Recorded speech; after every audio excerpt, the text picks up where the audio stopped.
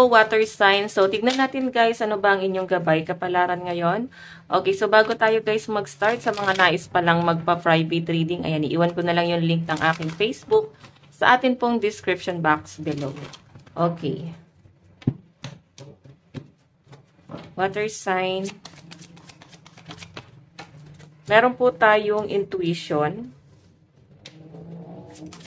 Parang malakas ang pakiramdam ng mga water sign ngayon. Ayan. Meron tayong take the leap.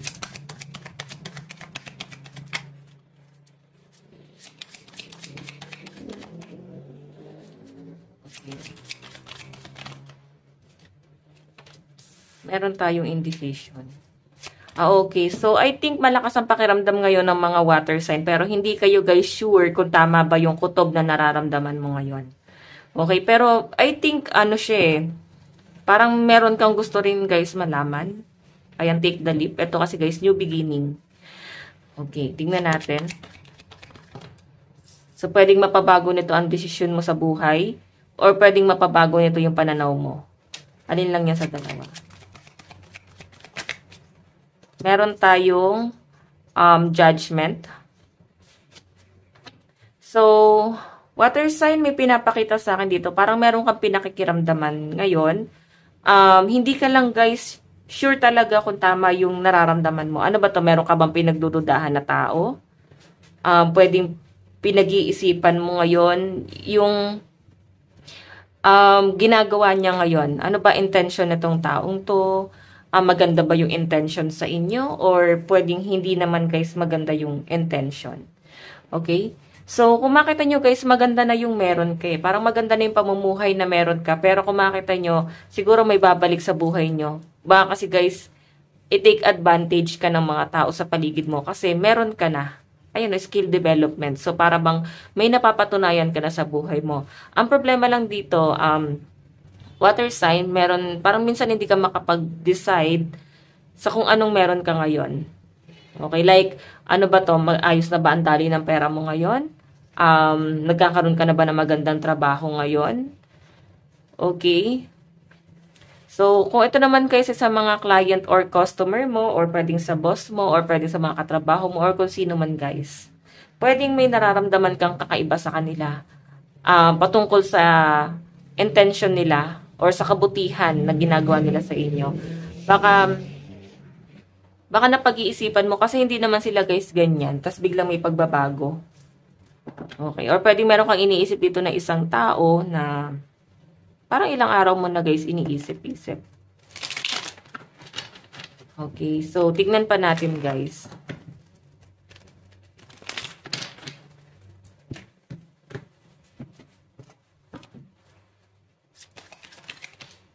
Meron tayong Two of Pentacles. So, pagdating to guys sa career mo, siguro pagdating sa career mo, ito yung intuition, napapaisip ka ngayon na hindi na ganun kaganda yung daloy ng pera mo. Tignan mo, nagtitipid ka dito eh. Yung iba sa inyo guys na walang trabaho, pwedeng nakakaisip kayo na para bang mag-apply na kaya ako. Ganon. Kasi hindi na guys ganun kaayos yung source of income mo. Talagang para bang tinitipid. Or nagtitipid ka rito. Or kung meron ka naman guys sinisimulan na business, pwedeng hindi siya guys ganun kaganda yung daloy ng pera. Okay, so meron tayo guys the Hanged, take the leap, the Fool, new beginning to eh. So alam nyo guys, kung hindi ka susugal, hindi mo malalaman yung magiging outcome. Okay? Kasi to guys, the Fool, new beginning to. Pero kung makita mo, nakahang ka dito, nasa conflict ka. Tingnan pa natin.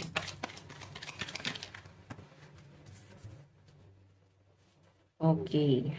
So, meron tayong Six of Swords.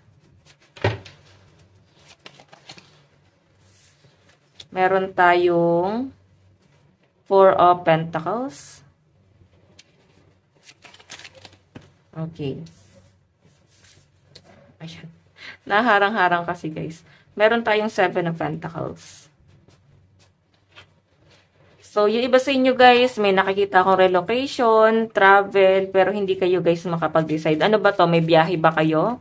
Or pwedeng may plano kayo guys na lumipat ng company. Kasi pwedeng natatagalan ka sa biyahe mo. Parang nauusog eh. Para bang nagkakaroon ng mga delay sa biyahe mo. Okay, kaya parang hindi kayo guys makapag-decide kung mag-aantay ka pa ba rito or mag-a-apply ka na lang sa iba. Okay? Meron tayo guys skill development and Four of Pentacles. Diba? May nakakita akong training dito. Baka iba sa inyo guys nagte-training ngayon? Or pwedeng nag-aaral ulit? Okay. Sige, meron din tayo guys, Judgment and Seven of Pentacles. So, water sign, ang pinaka-focus talaga ng energy mo ngayon is yung career mo, yung finances mo ngayon. Parang pagdating sa love life, hindi ka guys gano nape-pressure dito. Or pwedeng naka-recover ka na. Family. Or pwede naman guys na okay naman guys ang relationship nyo ng family mo. Ng person mo. Pwede kasi guys na may mag-asawa na kayo netong taon to. Or nagsasama na. So, kaya parang ang pinagtutuunan nyo ng pansin ngayon ng person mo is ang inyong source of income. Okay. May nakikita ako dito, celebration, para bang bigla lang naalala ng iba sa inyo. Okay, ano ba to? Anniversary? Mansary? Ganun, or pwede birthday. Pwede rin naman guys na event na pwedeng in-invite ka pero nawala guys sa isip nyo. Okay? So, ayan, water sign. Ang pinaka nakikita ko sa inyo guys, hindi ka makapag-decide ngayon kung lilipat ka ba ng company, mag-a-apply ka sa iba kasi para bang pinapaasa ka sa trabaho mo. Wala naman ako nakitang problema sa sahod. Siguro, gusto nyo lang talaga guys mag-change talaga ng career. Okay? Ito, may nakita ko guys training. Siguro nga, lumipat na ng company yung iba sa inyo or iba sa inyo guys, nag-apply na ng trabaho kung matagal ka walang trabaho. So, may nakita ko dito guys na para bang nagtitraining na. Okay?